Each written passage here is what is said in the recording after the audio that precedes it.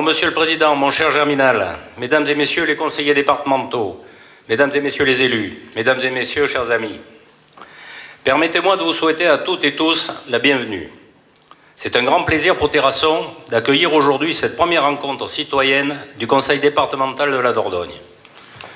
Monsieur le Président, en choisissant de débuter ce cycle d'échanges ici à Terrasson, vous offrez aux Terrassonnaises et aux Terrassonnais la possibilité de s'exprimer, mais aussi de poser avec vous les bases d'un dialogue utile entre institutions et citoyens. Nous savons combien ces moments sont précieux, à une époque où la parole publique est parfois mise à l'épreuve et où l'attente de proximité, d'écoute et de clarté n'a jamais été aussi forte. C'est donc avec un réel intérêt, et non par simple courtoisie, que nous accueillons cette initiative. Le format des échanges que vous avez choisi est d'ailleurs intéressant. Il ne s'agit pas d'une tribune descendante ou encore d'une proximité de façade, mais bien d'une opportunité de confrontation bienveillante, d'analyse partagée, de paroles croisées, car les défis qui nous attendent, nous les connaissons. Fracture territoriale, contraintes administratives, contraintes budgétaires, transition écologique, vieillissement démographique, attentes sociales immenses. Autant de réalités que nous devons regarder en face. Sur ce chemin, les collectivités locales ne peuvent avancer seules. Et si le département n'est pas le seul partenaire des communes, il reste pour nous un interlocuteur incontournable.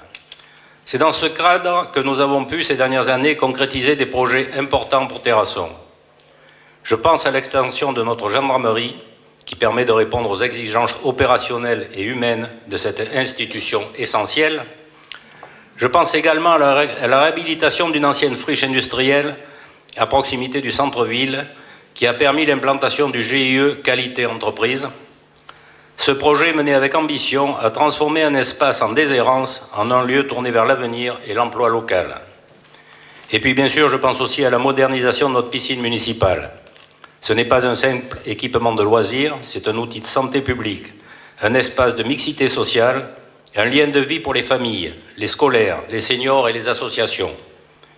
Ces projets sont le fruit d'un travail collectif porté par la municipalité, accompagné techniquement et financièrement par différents partenaires, au premier rang desquels le Conseil départemental de la Dordogne.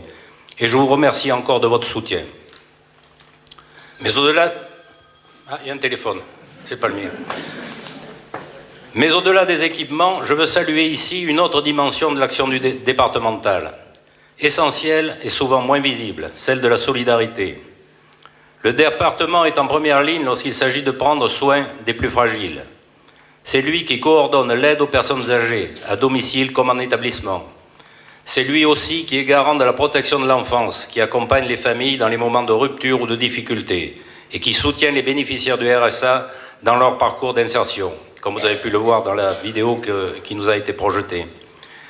Ce rôle social est fondamental. Il ne se voit pas sur des inaugurations ou des panneaux de chantier, mais il change des vies tous les jours.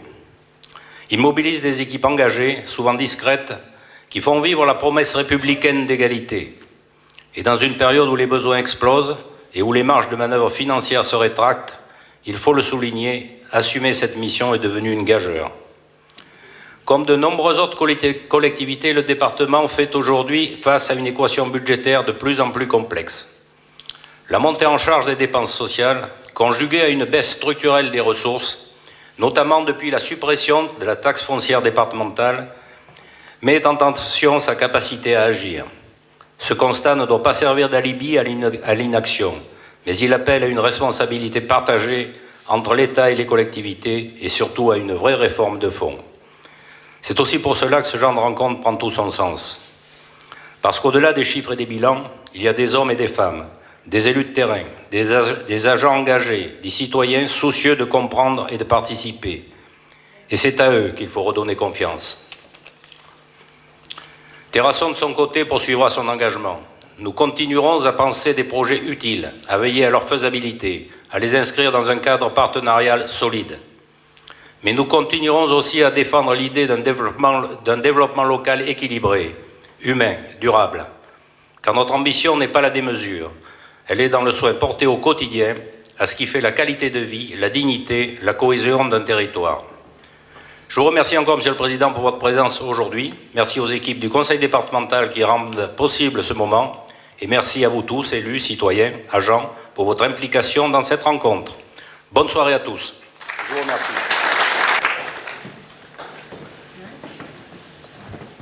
Bien, mesdames, messieurs, bonsoir à vous tous. Merci d'abord au maire, à la municipalité de Terrasson de nous accueillir et de mettre cette salle à disposition. J'y suis venu souvent. Je voudrais saluer les élus départementaux, Florence Gauthier, Christian Teillac, Michel Lajugie, Régine Anglard, mais aussi Dominique Bousquet et Francine Bourrat, qui pourraient venir devant. Ils ne veulent pas. Bon. Je vous salue à tous, je salue les collègues maires, et puis je vous salue à tous, je vous remercie d'être venus. Cette séance va être courte de ma part. Je dis tout le temps ça, et puis au bout d'une heure et demie, les gens me jettent des boulettes. Il faut que je m'arrête. Non, je vous le promets, je vais être aussi bref que possible après avoir dit, après vous avoir lu les 26 pages que j'ai préparées. Non, pourquoi ? Parce que ce qui compte, c'est l'échange, en vérité, et ce que l'on pourra se dire entre nous. On est une assemblée qui est là, je crois qu'on se connaît quasiment tous, et en tout cas, ce sera beaucoup de plaisir qu'on essaiera de répondre à nos questions. D'abord, pourquoi reprendre le cycle des rencontres citoyennes après avoir organisé des assises au début du premier mandat, après avoir organisé d'autres rencontres citoyennes, notamment pendant la période du Covid et la période des Gilets jaunes, rappelez-vous, ça m'a permis d'avoir beaucoup de monde, les Gilets jaunes. J'en avais toujours une quarantaine, une cinquantaine devant la salle. Mais aussi après avoir fait d'autres assises thématiques comme les assises sur la santé, les assises sur la forêt. Pourquoi avoir repris ce cycle des assises ? Parce qu'on se retrouve en vérité à mi-mandat.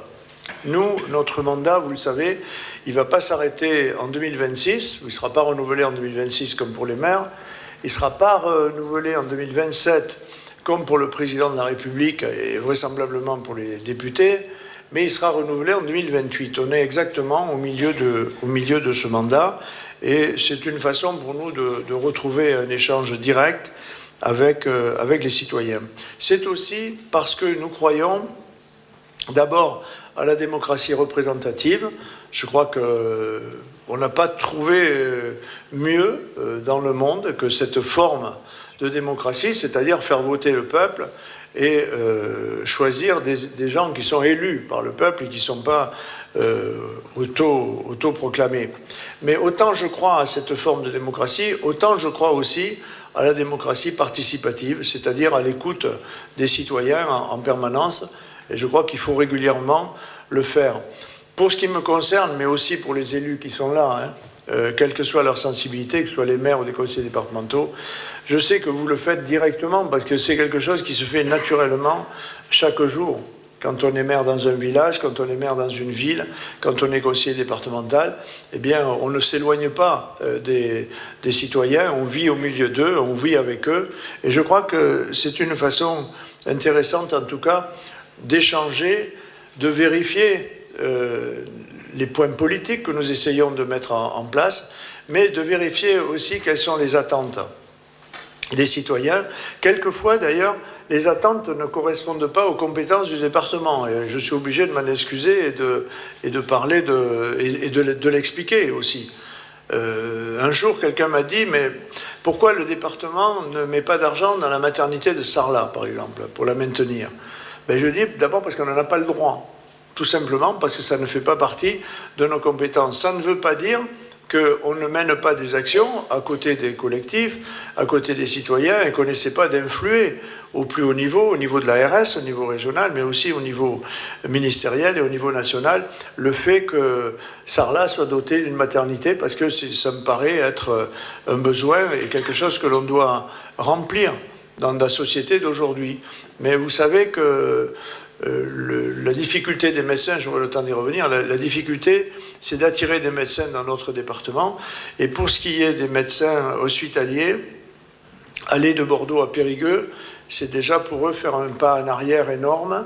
et ils considèrent que Périgueux, c'est déjà le fin fond de la campagne. Alors quand on leur dit il y a 1 heure de plus pour aller à Sarlat, eh bien c'est extrêmement, extrêmement difficile. Donc je crois qu'on a là un exemple où on peut agir politiquement entre citoyens, parce que c'est aussi des choix politiques nationaux, de savoir si on soutient les services publics et le monde hospitalier.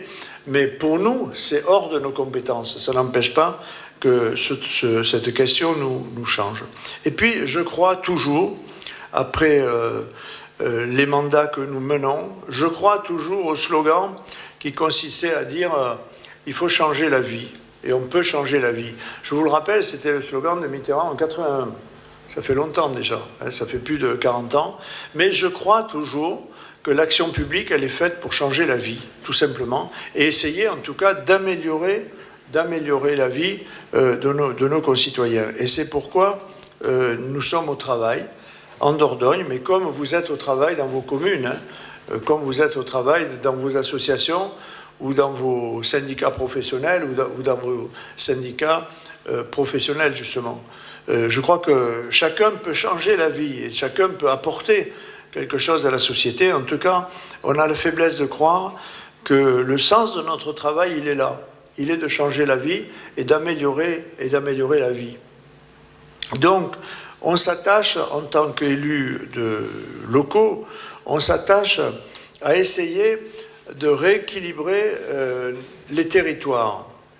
Et c'est une notion que l'on perd, et je le regrette, que notre pays ne s'intéresse pas plus à l'aménagement du territoire.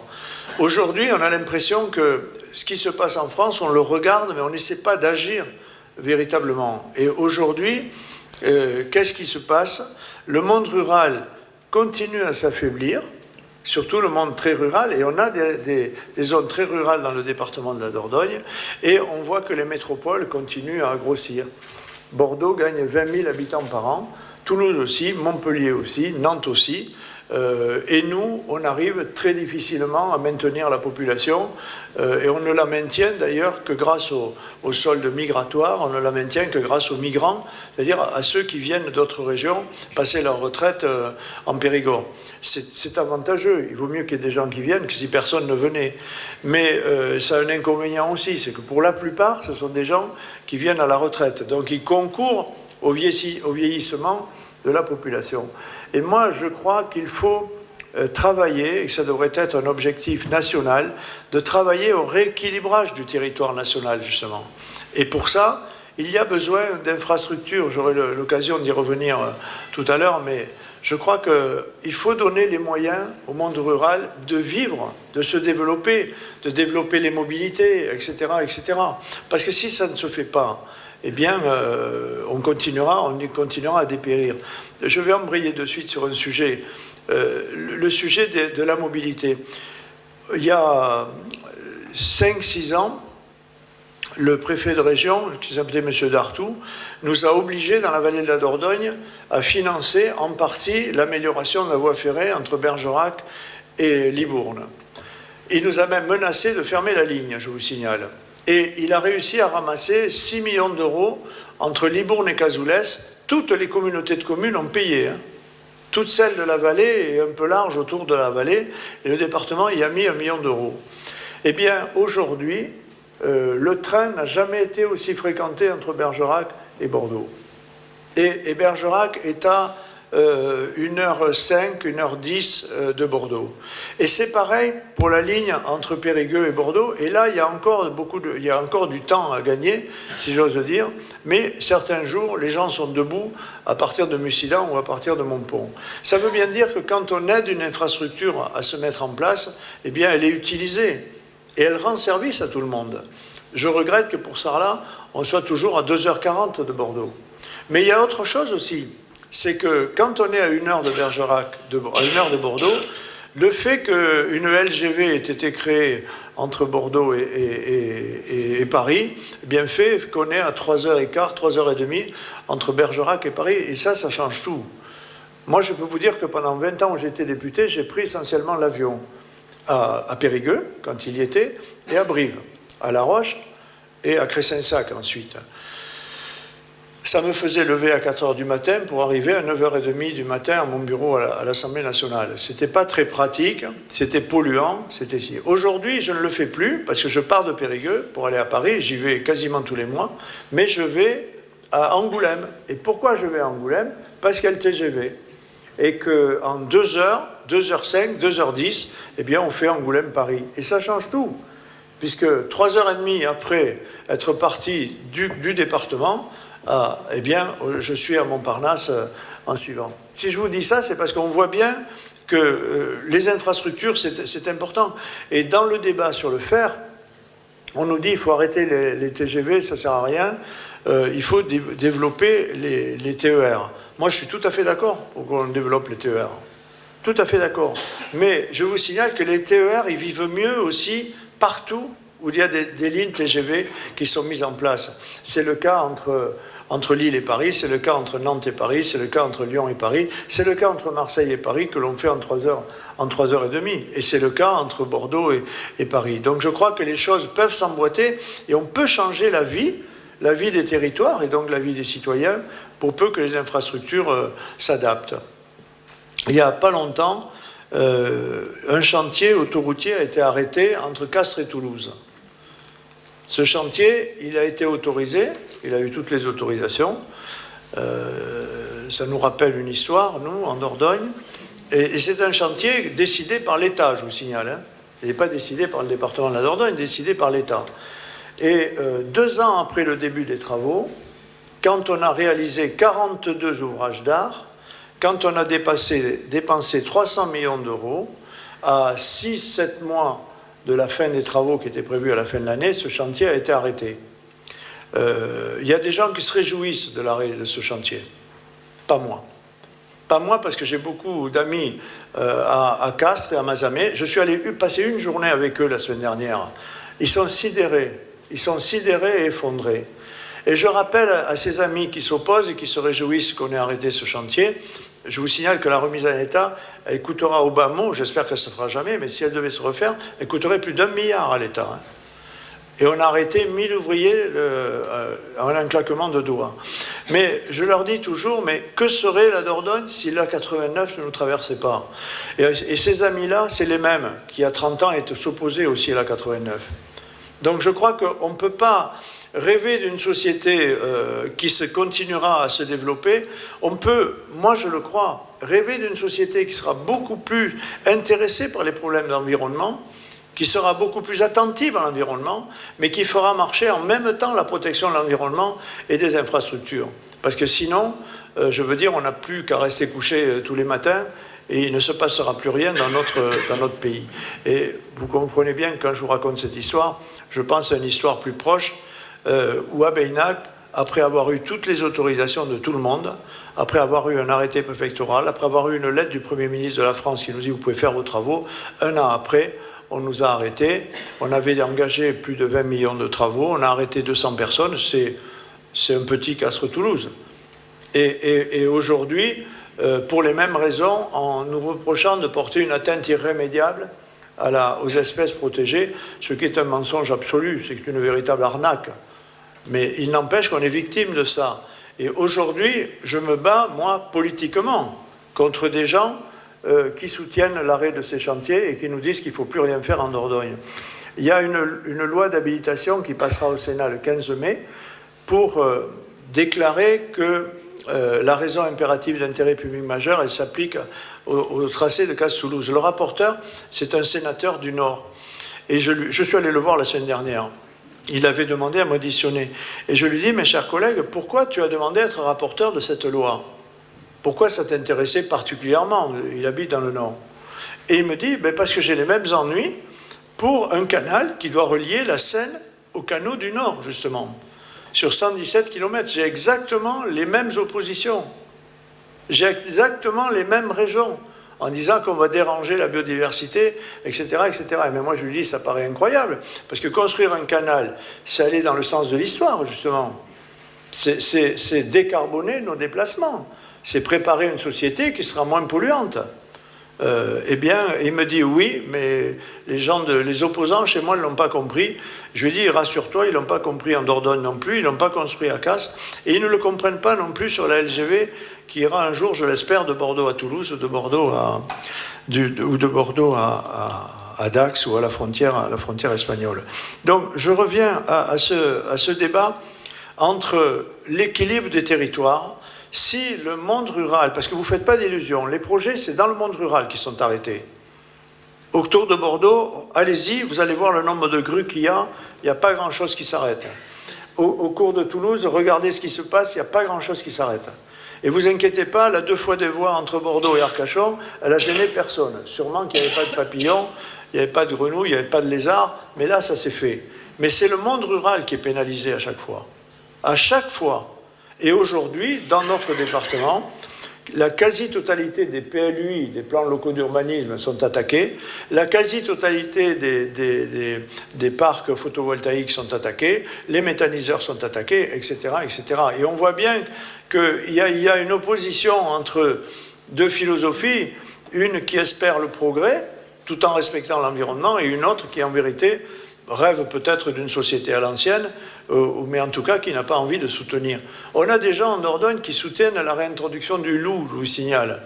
C'est une des associations, là c'est Penso pour ne pas la nommer, qui nous a attaqué à Beinac, qui a réussi à nous faire perdre. Le président prône la réintroduction du loup pour réguler les sangliers. Je ne sais pas ce qu'en pensent les ruraux. Je ne sais pas ce qu'en pensent, moi, les ruraux. Ceux qui habitent la campagne, ceux qui élèvent des animaux, etc. Et aujourd'hui, on est en train de faire acheter des terrains à des gens pour que pendant 90 ans, on n'y touche plus à ces terrains. Mais est-ce que l'avenir, c'est de revenir à la France de l'avant-guerre ou de l'entre-deux-guerres? Est-ce que c'est ça l'avenir des jeunes du pays? Moi, je ne le crois pas.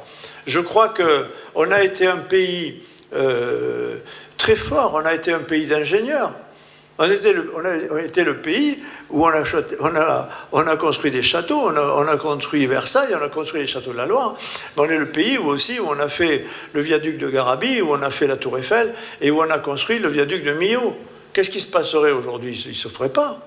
Ce serait impossible. Et aujourd'hui, on se rend compte que cet esprit-là de conquête qu'avaient les Français, il est en train de disparaître au profit de gens, en vérité, qui veulent le vivre dans leur canapé tranquille. Mais moi, j'ai rien contre que des gens vivent tranquilles dans le canapé, mais qui n'empêchent pas les autres de vivre et qui n'empêchent pas l'emploi de se développer et le fait que des jeunes puissent rester dans notre région. Donc, notre travail commun à l'Assemblée départementale, eh bien, c'est de travailler pour essayer de faire évoluer la vie et donner les moyens aux Périgourdins de vivre ici, sur cette terre, s'ils en font le choix. Et ça passe par quoi? Ça passe par le soutien à l'économie. Je ne sais pas qui sonne, mais c'est pas moi en tout cas. Je vous confirme que c'est pas moi. Ça passe par le soutien à l'économie, ça passe par le soutien aux entreprises, à l'artisanat, au commerce, etc., etc. Je vais aller assez vite si je veux finir en 20 minutes. Hein. Mais je vais le faire. Je vais le faire parce que je veux qu'on puisse échanger. Et même si aujourd'hui, les compétences du département sont réduites en matière d'économie, puisqu'elles ont été transférées en grande partie à la région, eh bien, on arrive encore à être influent. Et on l'a été, d'ailleurs, tu l'as dit, Jean, mais on l'a été ici à Terrasson et dans ce canton, en aidant la communauté de communes, par exemple, eh bien, à acheter des terrains, à aménager des terrains, et c'est eux qui installent les entreprises. On le fait aussi aux côtés des agriculteurs en soutenant toutes les filières de qualité, et on le fait aussi en matière de tourisme, puisque quelquefois on nous le reproche, on nous dit vous faites tout pour le tourisme, c'est totalement faux, on ne fait pas tout pour le tourisme, mais on fait pour le tourisme, parce qu'aujourd'hui c'est une économie qui compte chez nous. On a accueilli l'année dernière 6 millions de personnes en Dordogne, 6 millions, et l'économie de l'accueil, eh bien, c'est un tiers de l'économie départementale, donc il est tout à fait normal qu'on la soutienne, et au contraire qu'on essaie de valoriser notre département. L'emploi, ça marche en même temps que l'habitat. Quelquefois, on me dit, c'est pas la peine de faire des logements parce qu'il n'y a pas d'emploi. Mais je réponds, c'est faux. Il faut faire des logements. parce que des logements, on en manque. Je suis président de Périgord Habitat, qui est l'office HLM le plus important dans notre département. On gère 9500 logements sur toute la Dordogne. On a 8000 demandes de logements en instance. 8000 demandes de logement. Et vous le savez bien, parce que beaucoup de communes créent du logement, soit directement, soit avec un office HLM, et chaque fois, ils ne sont pas commencés, ils ne sont pas terminés, mais même pas commencés, que ces logements sont loués déjà. Donc, on s'attache à aider l'habitat, et c'est pourquoi, d'ailleurs, on a construit une maison départementale de l'habitat qui réunit les services autour de ça. Et puis, il faut de l'emploi, il faut de l'habitat, et il faut aussi des services publics, des grands services publics, les services d'éducation. Et nous, dans notre domaine de compétences, on a ce qu'on appelle les collèges. Eh bien, d'abord, on s'est engagé, il y a 9 ans maintenant, à garder tous les collèges de la Dordogne. Quand j'ai été élu président en 2015, on m'a proposé de supprimer 2 collèges. La Coquille, en me disant c'est à 10 km de Thiviers, et Piégut-Pluviers, c'est à 10 km de Nontron. On m'a dit, voilà ce qu'il faut que tu fasses, d'entrée. Mais je n'ai pas voulu. On a fait le contraire. Et au contraire, on a mis de l'argent. On a mis 3 millions à Piégut et 3 millions à la Coquille. Et aujourd'hui, ces collèges, qui sont des petits collèges, qui ont moins de 200 élèves, eh bien, ils vivent. Et ils ont un dynamisme, quelquefois, que des grands collèges n'ont pas. Donc, l'investissement dans l'éducation, pour nous, c'est une des priorités. Et c'est pourquoi on les a fibrés très tôt et on les a dotés de moyens qu'on continuera à aider.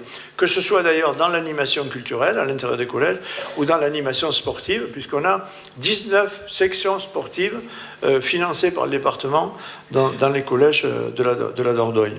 Mais l'éducation, pour nous aussi, c'est ce qu'on a fait pour aider les jeunes de Dordogne à faire des études supérieures, puisqu'on a créé un prêt d'honneur pour tous les jeunes de la Dordogne qui font des études supérieures, post-bac. On leur prête 6 000 € sans intérêt et sans caution. Et on le leur prête sur 3 ans. Ils signent un contrat avec nous en s'engageant à rembourser cette somme à partir de la 2e année de leur entrée dans la vie active. On fait une cinquantaine de dossiers par an, et je crois que c'est quelque chose qui est utile, en tout cas, c'est ce qu'ils me disent. Et puis, il y a aussi des bourses, et puis il y a ce qu'on a essayé de faire dans la restauration scolaire, où là, on a essayé de modifier les choses par rapport à la restauration, et on s'est lancé dans une opération qui s'appelle 100% bio, 100% local, 100% fait maison. Et petit à petit, puisqu'on l'a fait collège par collège, petit à petit, on avance. On est à 15 collèges aujourd'hui qui ont reçu le label EcoCert, et on finira à 21 à la fin de l'année. Pourquoi on a fait ça ? On a fait ça pour 3 raisons essentielles. D'abord, pour des raisons de santé. L'alimentation, c'est primordial, tout le monde sait ça, et c'est primordial chez les jeunes aussi. Et donc, on a voulu que dans chaque collège, on puisse servir des repas à la fois sains et équilibrés. On l'a fait pour des raisons sociales aussi, parce que le bio, c'est plus cher, et c'est réservé à ceux qui ont plus d'argent. Mais nous, on a dit non, ça sera réservé à tout le monde. On l'a fait pour des raisons économiques, parce que ce sont des gens du secteur qui fournissent les produits. Et là, je m'arrête un tout petit peu. On n'a pas engagé un plan départemental. On travaille collège par collège et on essaie de regarder autour de chacun des collèges qu'est-ce qu'il y a à 10 km, à 20 km, à 30 km. Et il y a entre 8 et 12 producteurs qui desservent chacun des collèges. On a fait ce travail et on va le poursuivre. Et on a eu forcément des critiques dès qu'on fait quelque chose. On est critiqué et critiquable. On nous a dit oui, mais vous faites de la discrimination parce que tous les agriculteurs ne peuvent pas vendre dans les collèges. On a dit c'est vrai, on a fait le choix du bio. Et on a fait le choix du bio pour des raisons de santé et de santé publique, parce qu'on en est persuadé, moi en tout cas j'en suis persuadé, je suis persuadé que notre société sortira des pesticides. Elle mettra le temps. Il faut donner des moyens aux agriculteurs pour se reconvertir, mais elle le fera. Parce que vous avez bien vu, comme moi, que tous les 15 jours, une nouvelle étude sort et qui nous dit que tel ou tel cancer est dû à ce que nous ingérons. C'est une évidence absolue, plus personne ne peut le nier. Les premières victimes sont souvent les agriculteurs d'ailleurs. Donc il y a ça. Et donc on a voulu répondre à cette question, et avec l'ensemble des syndicats agricoles et le nouveau président de la Chambre d'agriculture, qui est, vous le savez, éleveur de volailles à Limeira, son frère est d'ailleurs conseiller municipal avec Claude Sautier ici présent, et tous les autres syndicats, on s'est engagé et on y travaille, ça sera long, ça sera difficile, à essayer de pénétrer le marché des EHPAD, le marché des hôpitaux, le marché des établissements médico-sociaux, avec pas forcément 100% bio, mais en tout cas 100% de produits locaux, et on travaille sur ce point. Et enfin, on l'a fait pour des raisons environnementales. Parce qu'aujourd'hui, ceux qui arrivent dans nos collèges, et ça je pourrais vous montrer les factures, ben je les ai là, ce sont des petits pois du Guatemala, ce sont des haricots verts du Kenya, c'est de la julienne de légumes de Slovénie, ce sont des brochettes de poulet de Bulgarie, c'est de l'ail et du persil d'Allemagne, c'est de la viande de Pologne et quelquefois d'Amérique du Sud, etc., etc. C'est ça que l'industrie agroalimentaire propose à la restauration collective. Et quand à côté on dit, mais attendez, il y a aussi des producteurs en Dordogne, il y a des gens qui peuvent aussi fournir, ben je crois qu'on est dans le vrai, et on évite ce qu'on appelle des déplacements inutiles, et on évite de polluer la planète. Enfin, je voudrais, pour vraiment raccourcir et vous laisser la parole, vous dire que le secteur social, vous le savez, c'est une des compétences obligatoires de notre département, et c'est elle qui, en gros, consomme la moitié du budget. On a un budget qui est autour de 685 millions aujourd'hui, et il y a 340 millions qui est consacré au social. Et le social, c'est quoi ? Ce sont les aides aux personnes âgées à travers l'APA, c'est les aides aux personnes handicapées, c'est les aides aux allocataires du RSA, et c'est les aides à l'enfance, puisque malheureusement, le nombre des enfants placés sous la responsabilité du département, et en Dordogne, il est passé de 700 à 1700 en une dizaine d'années. C'est-à-dire des enfants qui sont placés sous la responsabilité du département de la Dordogne et sous ma responsabilité pénale par la justice, par le juge des enfants. On fait ce travail avec un objectif. Pour les personnes âgées, par exemple, on a l'objectif de les laisser à domicile aussi longtemps que possible. Pourquoi ? Parce que ça correspond à leurs besoins, ça correspond à leur envie, hein, mais ça correspond aussi aux besoins de la société et au fait que la société ne pourrait pas les accueillir en établissement.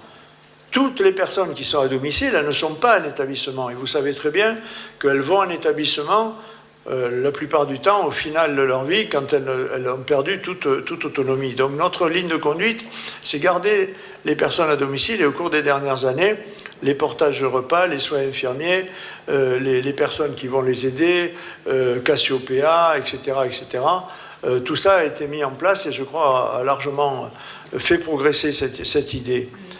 Pour nous, on s'est attaché à aider les personnels qui vont travailler à domicile depuis 3 ans. Et on a essayé, on a dit d'abord, elles ne gagnent pas assez. Et là, le Covid nous a aidés, puisqu'après le Covid, il y a eu le Ségur de la santé et le traitement des personnels hospitaliers, puis après du personnel des EHPAD, puis après des infirmières, puis après le personnel des services à domicile a été relevé par la loi. Donc, ils ont été relevés en termes de salaire, mais il y avait la question de la mobilité qui se posait, et on a décidé de louer 1345 voitures, 1400 en vérité, voitures qu'on a mis à disposition des EHPAD.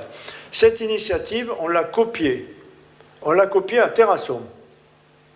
Oui, je le dis devant le président du SIAS, devant Dominique, on l'a copiée. On l'a copiée parce qu'elle s'était développée ici, dans la vallée de la Vézère, et dans les 4 cantons de la Linde, Montpazier, Beaumont et Le Buisson. Et cette idée, on l'a trouvée intéressante et on a dit on va la généraliser. Et on l'a généralisée à tout le département, à l'exception d'une association de Bergerac qui a refusé. On ne sait pas trop pourquoi, mais elle a refusé. En tout cas, on a mis ces voitures à disposition et pour faire simple, on en paie les frais, si vous voulez. Et je crois que ça a permis de revaloriser ce métier, et ça rend service aux Périgourdins parce qu'on est toujours en recherche de personnes qui acceptent d'aller travailler au domicile de personnes handicapées ou des personnes âgées. Et puis le social, c'est aussi le volet de l'insertion, je ne veux pas vous en parler, l'enfance, j'en ai dit un mot. Enfin, la culture et le sport sont pour nous, comme l'éducation, des notions essentielles, parce qu'on est persuadé que ça nous aide tous à grandir et qu'on ne pourrait pas vivre sans culture, sans éducation, sans activité sportive. Et c'est une façon aussi d'apprendre la jeunesse à se socialiser, comme je disais quand j'étais jeune instituteur, c'est-à-dire apprendre les règles de la société, apprendre à se connaître, apprendre à connaître les autres et apprendre à respecter les règles, et on ne peut pas dire qu'il n'y en ait pas besoin en ce moment. Enfin, un mot sur le SDIS et sur les pompiers, puisque la sécurité des Périgourdins, c'est aussi quelque chose d'essentiel, et on met beaucoup d'argent sur les pompiers. Les communes aussi, d'ailleurs, je vous signale. Vous le savez tout ça. L'ESDIS, il est financé à 55% par le département, en gros, et à 45% par les communes.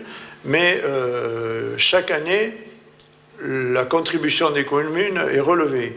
Et chaque année, la nôtre est relevée. Elle est relevée de 600 000 euros par an. De 600 000 euros par an depuis 3 ans.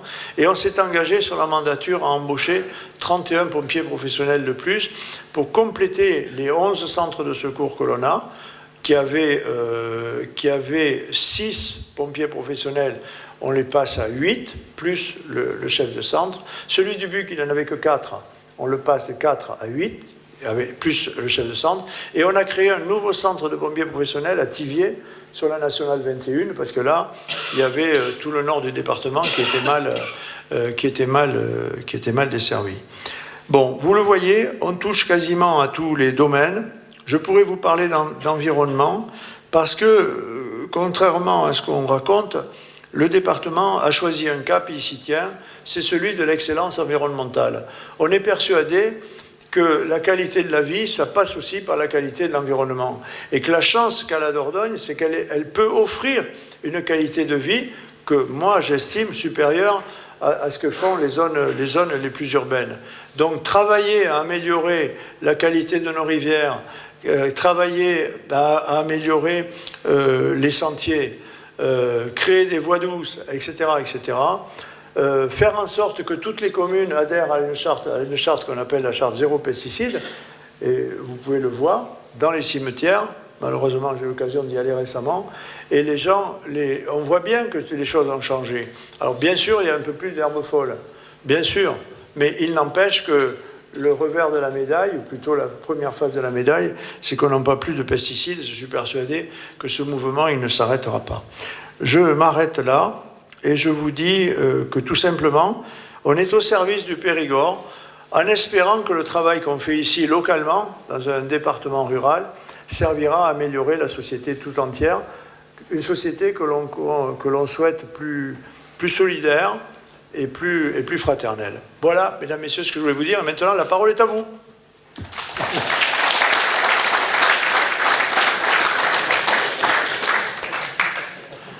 C'est parti. Je ne sais pas s'il y a un micro. Oui, il y a un micro. Oh, sinon, je parle très haut. Il n'y a pas de problème. Comme vous voulez, madame. Bonjour, Monsieur le Président. Bonjour à toutes et à tous. Tout à l'heure, Monsieur le Président, vous avez dit que tout le monde se connaît ici. Moi, je fais part d'intrus puisque c'est la première fois que je viens parmi vous. Je viens vous parler du problème de santé mentale. Oui. Je sais que c'est un problème qui est bien difficile, avec peu de moyens. Seulement, ça peut poser de très graves problèmes au sein des familles. Donc, entre ce qu'il est proposé au niveau de l'État et ce que vous avez la possibilité de mettre en place avec les moyens que vous avez, je sais qu'il y a une marge énorme. Cependant, ça peut faire un tort considérable aux enfants. Je vais pas vous parler de notre cas personnel qui n'est pas intéressant vraiment ce soir, mais je vais plutôt le globaliser puisque ça intéresse beaucoup de monde, et pas seulement en Dordogne, mais dans toute autre région. Le problème au niveau de la santé mentale, c'est que c'est une maladie qui ne se voit pas d'extérieur.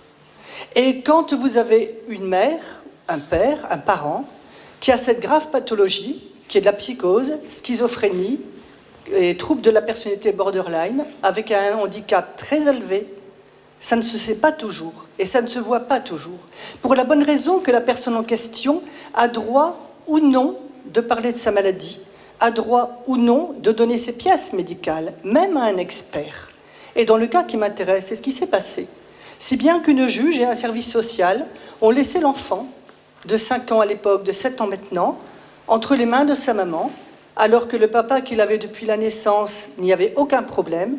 Mais voilà, une juge a estimé qu'il fallait quand même remettre l'enfant chez la maman qui devait connaître son enfant. Ce qui en soi est normal, pourrait-on dire. Sauf que, quand on ne sait pas ce qui se passe une fois la porte fermée, avec des lourbes de pathologie, immanquablement, un jour ou l'autre, vous avez donc les services de justice qui sont mis en place parce que le père, la mère, une personne signale. Et là, la difficulté, c'est les services sociaux. Qu'est-ce qu'ils ont comme capacité pour connaître la réalité de la pathologie? Et je souhaiterais, Monsieur le Président, que soit mise en place une possible formation par le biais de l'UNAFAM à vos personnes du social, ce qui éviterait de très graves catastrophes pour des petits-enfants. Parce qu'à partir du moment où vous avez des personnes du social qui n'ont jamais trempé dans le bain de la maladie mentale, comme un papa pendant 2 ans qui a vécu un enfer au quotidien, qui est reconnu très bon père, par ailleurs, par les services sociaux et de justice, mais que, étant donné qu'il a démontré que ça ne va pas, on finit par le croire aliénant. Et on en arrive à un moment, messieurs, dames, où cet enfant n'a même plus le droit de voir son père, du tout. Parce qu'on a retiré tous les droits au papa, le droit de voir son enfant. Et c'est enfermé, cet enfant, uniquement avec sa mère psychotique, et qui, immanquablement, comme nous l'a signalé l'UNAFAM outré, aura un jour ou l'autre une pathologie. Et là, monsieur Perrault, je suis d'accord avec vous, il y a une grave problématique au niveau de votre département, comme d'autres départements, au niveau de la santé. Parce qu'entre ce qu'il y est écrit dans les textes, dans les lois, pour l'Organisation mondiale de la santé, qui dit que les enfants de mères psychotiques sont une population à haut risque de maladie mentale future. Quand vous avez la Haute Autorité de Santé qui dit « l'enfant de C doit être suivi médicalement jusqu'à 7 ans et 11 mois », et que vous avez votre enfant qui n'a même pas été vu une seule fois par le pédopsychiatre du département, et qui est suivi en CMP, qui va faire son petit dessin une demi-heure toutes les semaines, et puis et puis la psychologue qui va dire oui, l'enfant sait que sa parole part de graves conséquences. Alors tout le monde se tait.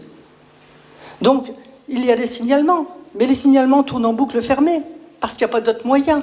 Donc les équipes pluridisciplinaires qui devraient être mises en place, n'existent pas. Il n'y en a pas d'équipe pluridisciplinaire. Donc ça tourne au niveau d'une AEMO. Et l'AEMO qui n'est pas formée à la maladie mentale et qui ne peut même pas imaginer la vie au quotidien de cet enfant. Donc je vous demande, monsieur Perrault, parce qu'il y a des courriers qui étaient partis, mais je comprends que forcément, il y a tellement d'enfants, comme vous l'avez signalé, trop, beaucoup trop. Et dans ce lot d'enfants qui est placé, combien y en a-t-il qui ne devraient pas l'être? Parce que quand vous entendez dire au papa, comme dans le cas qui nous intéresse, la petite a un développement de la personnalité inquiétant, avec troubles plus tard de pathologie, alors qu'on lui a retiré l'enfant depuis bientôt 3 ans. Quand vous avez aussi le service social en question qui vous dit le placement, on y pense toutes les semaines, mais on n'y va pas parce que ce serait une victoire du père contre la mère. Parce que c'est comme ça que ça a été dit. Ça interroge.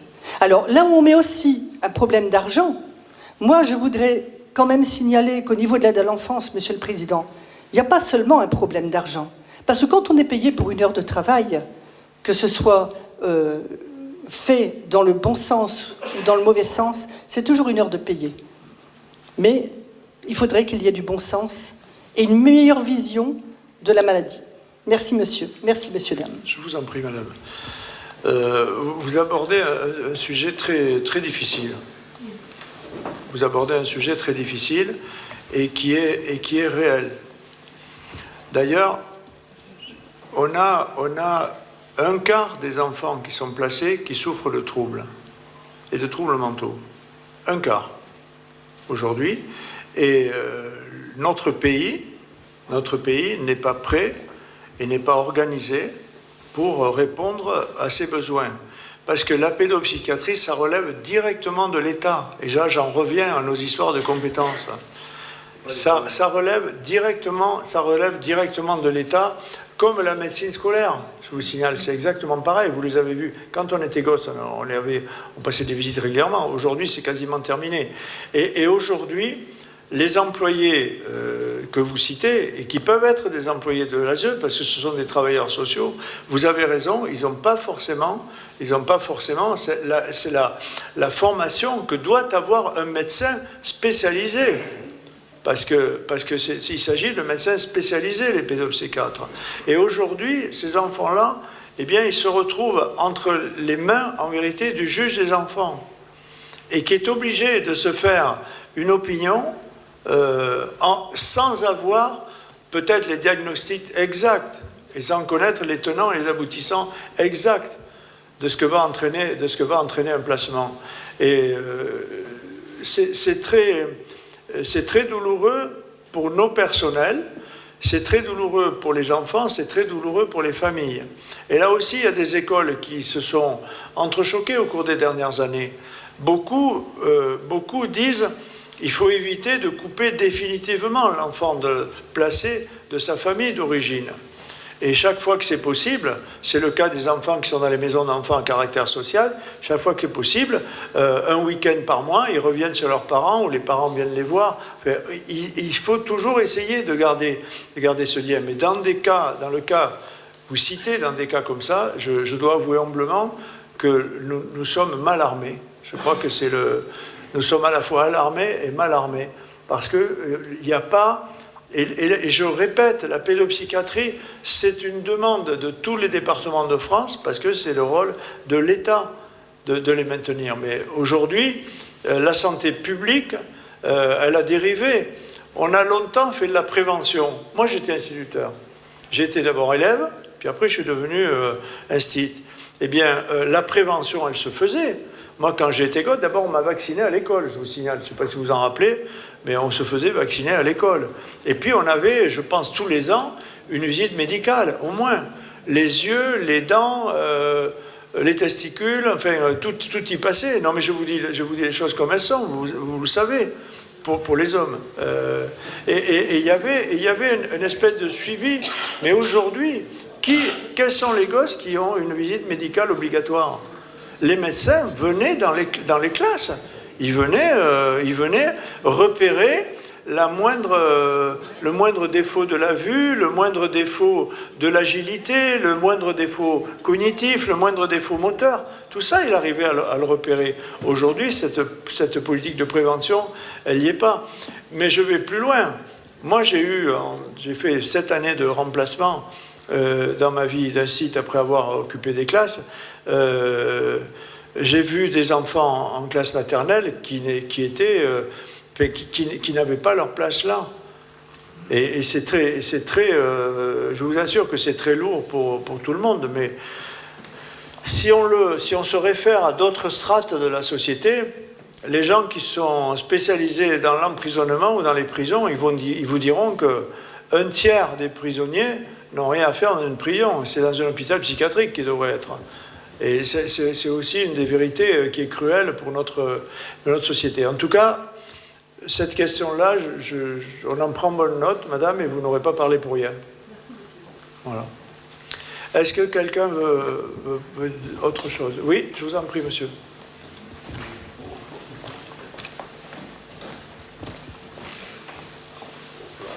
Merci. Monsieur le Président, donc bonsoir, je suis donc Monsieur Touraine. Moi, je vais vous interpeller sur un problème bien moins lourd.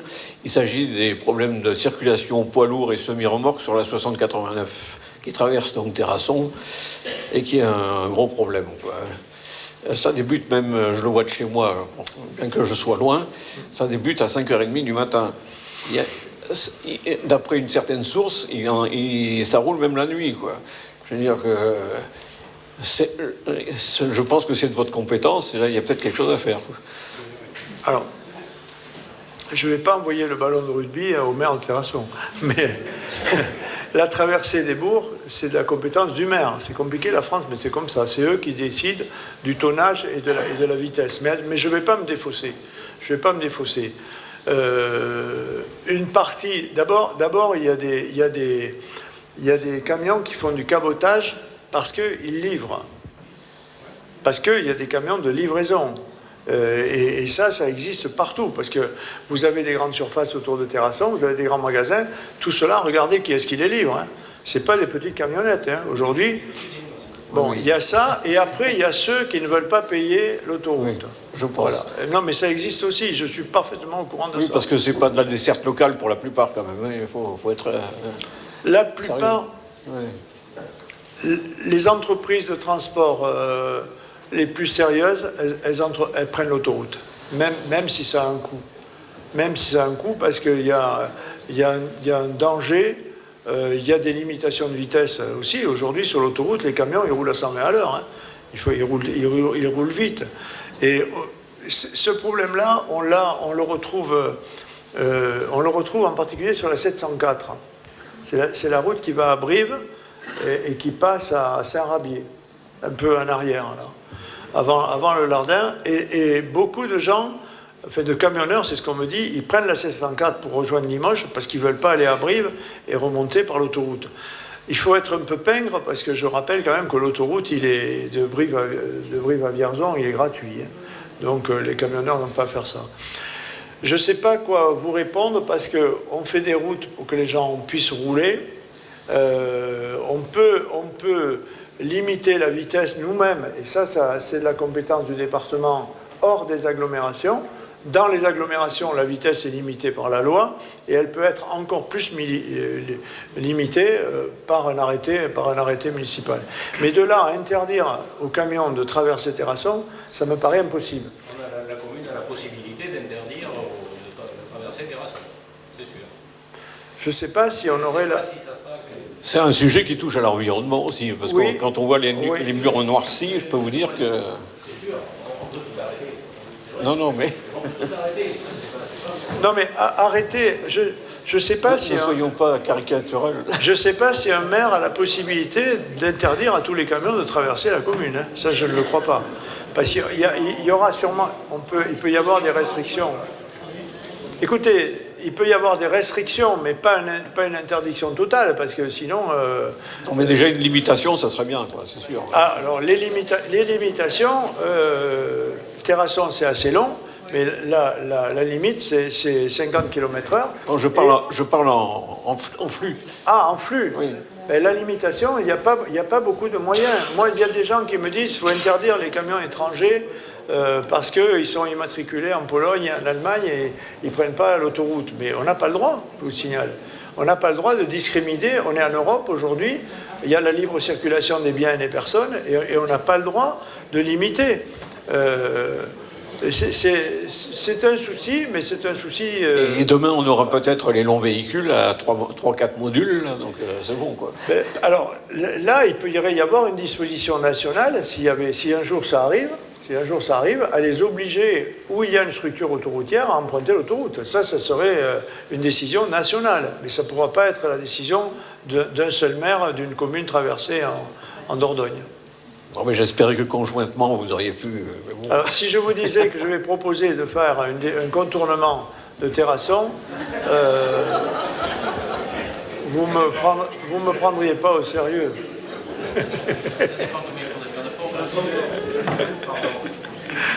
Parce que on me le reprocherait. Est-ce qu'il y a une autre question? Oui, monsieur. Je voudrais m'adresser au président de HLM. Oui. Il a parlé de l'importance, donc j'ai beaucoup de voix, ça va. Non, De l'importance de l'habitat, et notamment dans notre milieu rural. Ouais. On en est bien conscient. Mais malheureusement, alors je sais que l'État s'est défaussé de beaucoup de ses obligations auprès des collectivités territoriales, mais on souffre du manque de logements dans nos communes, et il est très difficile d'obtenir des nouveaux logements par l'office de HLM. nous avions, nous, un projet et voilà, on désespère un peu. Alors, c'est parfaitement vrai que c'est difficile. Mais je veux dire quelque chose, c'est que nous avons essayé de changer la donne. Et nous avons demain, je le dis à ceux qui sont membres du SMOLS, qui est très compliqué, le syndicat mixte ouvert du logement social d'ailleurs, on a une réunion à 10h, je vous signale, au département, et venez parce qu'on a peur de ne pas avoir le quorum, pour ceux qui en font partie. Et on a changé la donne, je vais vous dire pourquoi. On s'est aperçu, il y a 5 ans, quand je suis d'ailleurs devenu président de Périgord Habitat, je me suis aperçu que l'année précédente, 92% des logements avaient été construits dans l'agglo de Périgueux et dans l'agglo de Bergerac. Et qu'il n'y avait rien.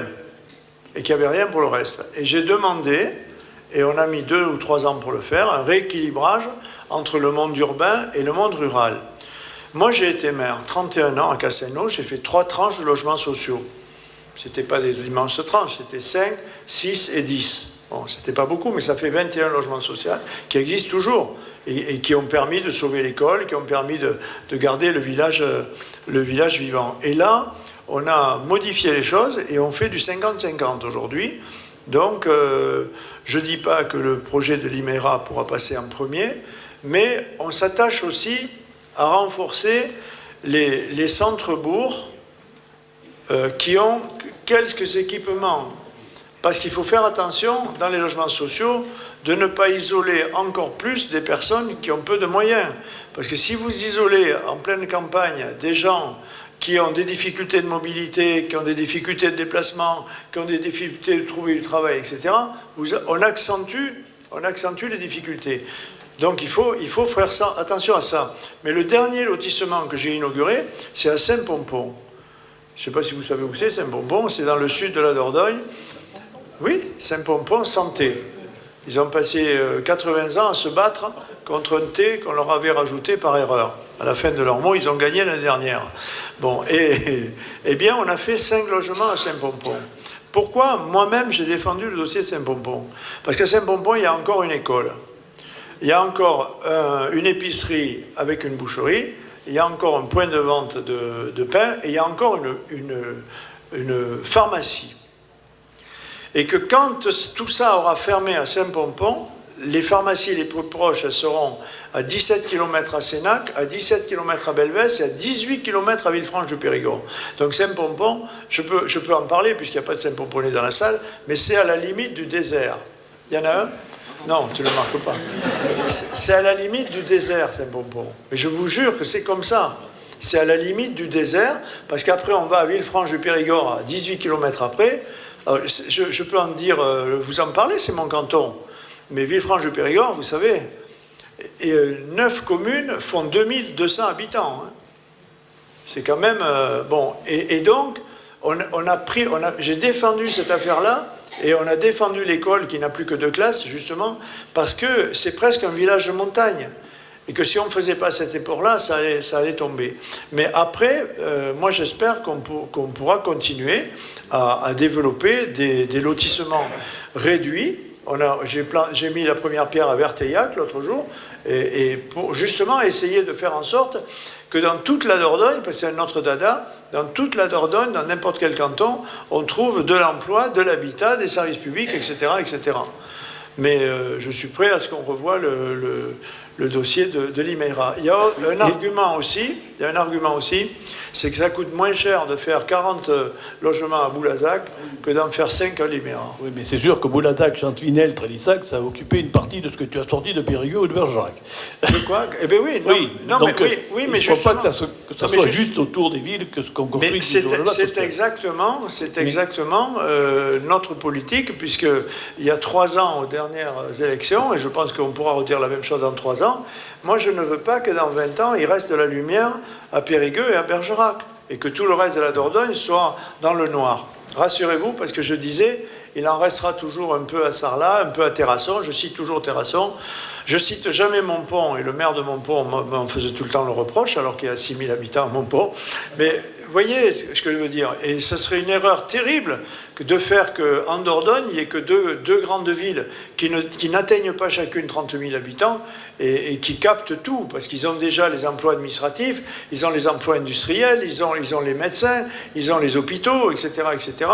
Et on ne peut pas tout concentrer. Il faut que l'ensemble du territoire de la Dordogne puisse vivre. Mais le problème que l'on rencontre, c'est le manque de construction de logements, puisqu'on en avait demandé d'autres, mais c'est aussi le vieillissement des logements. Aujourd'hui, beaucoup de logements qui se libèrent ne sont pas reloués parce qu'ils sont classés inhabitables. Oui. Ça dénote chez moi, je pense, quand même un manque de suivi de ces logements. Oui. Et c'est quand même un peu dommage. Alors, Claude, tu as parfaitement raison.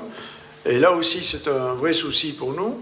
Mais je tiens à vous dire que depuis 3 ans, l'État nous a retiré 2,5 millions par an, je dis bien par an, nous a retiré 2,5 millions par an de moyens. Parce qu'ils se sont aperçus qu'il y avait des offices HLM qui avaient de l'argent d'avance, comme des agences, hein, comme l'agence de l'eau d'ailleurs. Hein. On a reçu la directrice à Bergerac ce matin, elle s'est fait piquer 2 millions aussi. Hein. Et l'État nous a ponctionnés. Et aujourd'hui, moi, en tant que président de Périgord Habitat, il me manque 2,5 millions chaque année, parce que je ferai plus de logements. On en est réduit au fait qu'on faisait 120 logements neufs chaque année. Cette année, on ne pourra en produire que 60. On est allé pleurer avec le directeur à Paris il y a un mois auprès du président de la Fédération nationale du bâtiment, qui est un Périgourdin, c'est M. Saleron, qui est une entreprise à Périgueux. On est allé pleurer puisque le patronat gère un fonds, qui est le fonds Action Logement. On est allé pleurer des crédits pour la Dordogne, et en essayant de démontrer qu'il y avait de l'emploi en Dordogne, il y a des secteurs où il y a de l'emploi, et on n'a pas les logements à mettre en face. Autour de Brantôme, de Champagnac-de-Bel-Air, il y a deux industries agroalimentaires qui ont 500 employés chacune. À Condat-sur-Trincou, un tout petit village à Champagnac. Eh bien, il n'y a pas de logement autour. Autour d'Hermès à Nontron, il y a 450 employés. Les 60% des employés d'Hermès n'habitent pas en Dordogne. Ils ne sont même pas dans le département. Vous me direz, la Charente n'est pas très loin non plus. Mais c'est un vrai souci. Et ça aussi, c'est l'aménagement du territoire. Ça aussi. Une autre question. Oui. Alors, il y a une dame à côté. Et après, un monsieur là-bas. Bonjour, je suis présidente du Parents Co au collège, l'association de parents d'élèves. On a voté l'abstention lors du dernier CA sur le budget. C'était au niveau de la facture de la cantine. On ne comprend pas que pour les absences, pour avoir une réduction de prix, il faut attendre 15 jours avec certificat médical, ce qui est très rare, un enfant malade 15 jours. Et qu'un enfant qui est exclu, donc il a fait une bêtise, on arrive à lui dégréver de suite ces 3 jours où il est viré. Donc est-ce qu'il faut être mieux, vaut mieux se faire virer ou être malade? On se pose. Répétez-moi. En fait, l'enfant qui est malade, s'il est malade au bout de 15 jours, avec certificat médical, on va lui enlever les 15 jours où il a été absent. D'accord. À la cantine. À la cantine. À la facture. Ouais. À la facture. Mais il faut attendre 15 jours. C'est très rare un enfant malade 15 jours. Et s'il est malade qu'une semaine, on l'a. C'est pas dégrévé, non. Et par contre, un enfant qui fait une bêtise, qui est viré pendant 3 jours, on arrive à lui enlever directement ces 3 jours. Alors, c'est plus rapide. On reproche à la justice d'être trop longue, mais là, dans ce cas-là, c'est rapide. Mais non, là, je plaisante et je ne devrais pas plaisanter.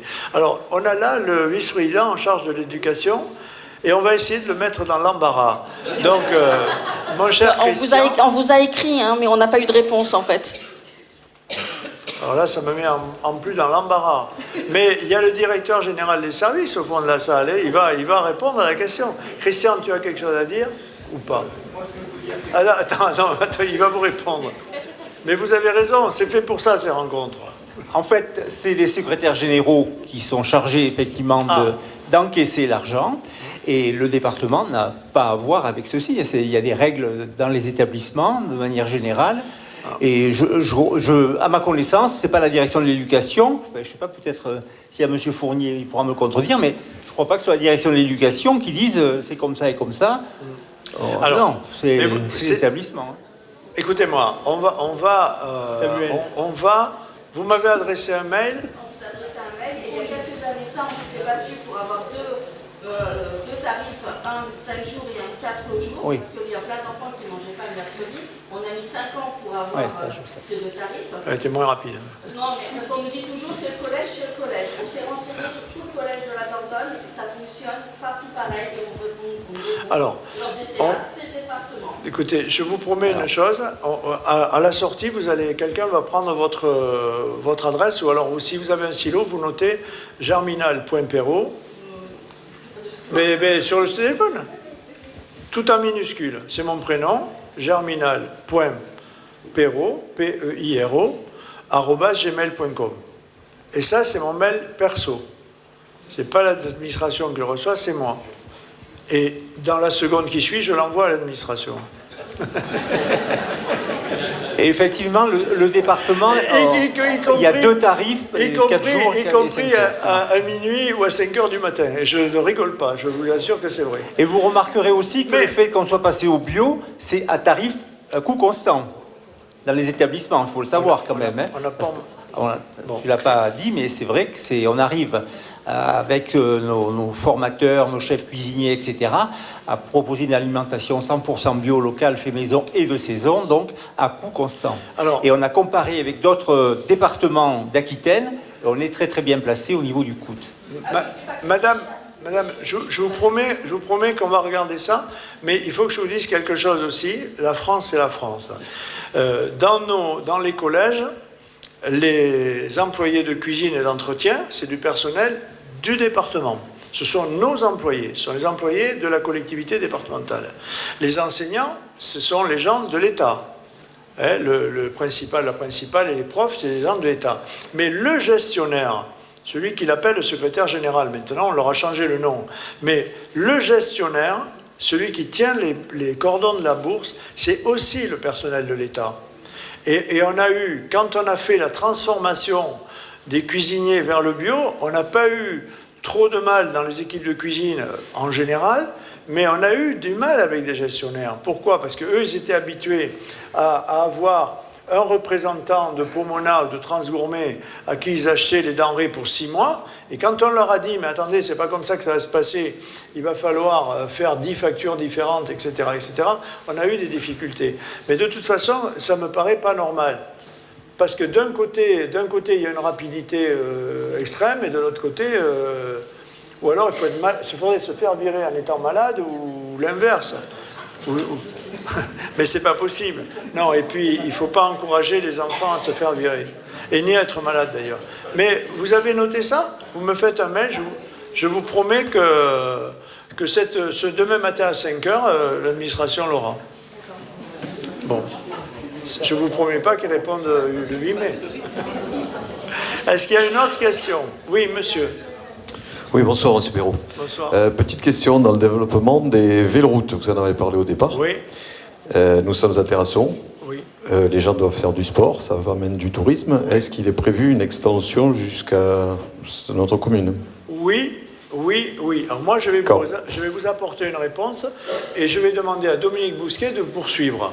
Bon, on n'est pas toujours d'accord, mais on a la même volonté de faire le vert. Alors, je veux vous dire quelque chose. Le département, malgré les difficultés... Je vous en ai parlé, des difficultés financières, oui. Bon, malgré ces difficultés, le département a voté un premier plan vélo il y a 7 ou 8 ans. On y a mis 4 millions d'euros.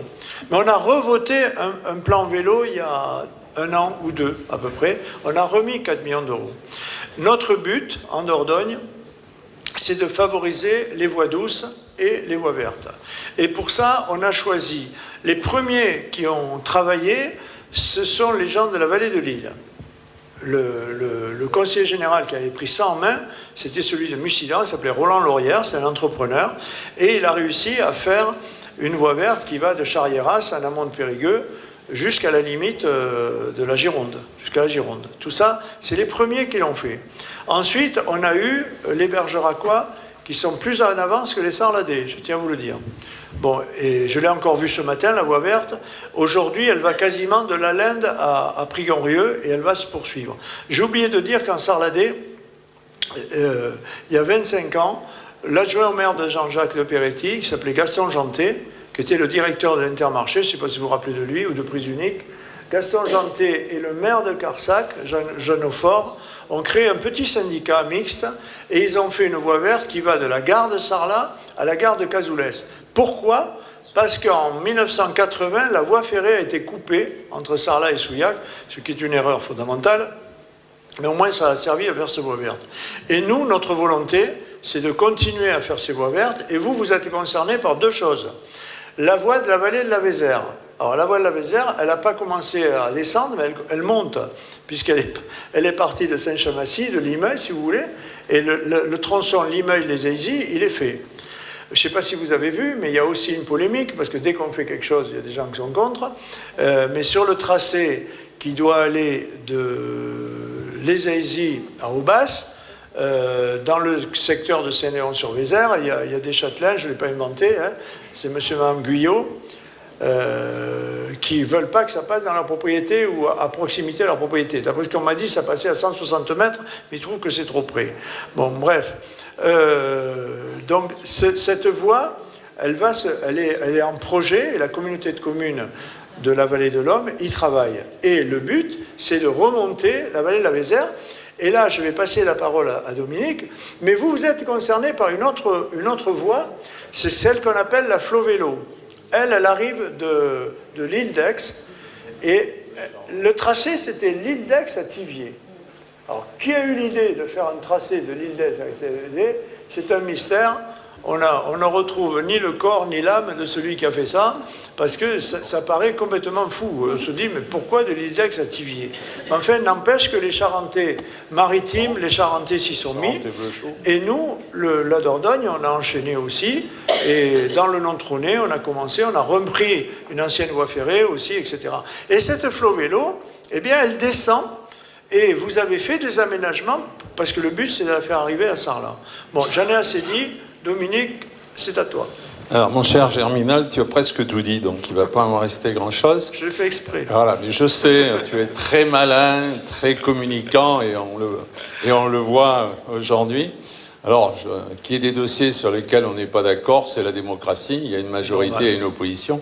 Et avec nos casquettes respectives, ça fait 40 ans qu'on se côtoie, et ça crée des liens amicaux au-delà des bagarres sur les dossiers où on n'est pas d'accord, mais il y en a plein où on est d'accord aussi. Et c'est vrai que si l'on a fait une zone d'activité ici et qu'on a installé TRS, une centaine d'emplois, si on n'avait pas eu les 400 000 euros de département, eh ben, l'entreprise serait en Occitanie à côté de Montauban. Donc c'est un dossier parmi tant d'autres. Concernant la mobilité, donc c'est la compétence des communautés de communes. Tu as dit, la ville a ses compétences, les départements les siennes, et la communauté en a aussi. Concernant la question du monsieur, là, tout à l'heure, sur la 60-89, alors, je vais plaider coupable, et je ne vais pas aller dans votre sens, puisque, à l'époque, quand l'autoroute a été construite, j'étais maire de Tenon à l'époque, et on m'avait demandé si j'étais favorable à empêcher le passage du transit, pas de ceux qui desservent nos communes. Et si toutes les communes s'étaient mis d'accord, on aurait pu, à l'époque, rebalancer tous les camions sur l'autoroute. C'était une opportunité à l'époque. Et pour pas aller dans votre sens, j'y avais pas été favorable. Parce que Tenon, c'est petit, c'est bien plus petit que Terrasson, mais il y a 2 stations-service. Il y a des cafés le long de la 60-89, et j'ai été assez content que les camions s'arrêtent à midi pour manger à l'orée du bois, prennent le café le matin. Je vous réponds, sans...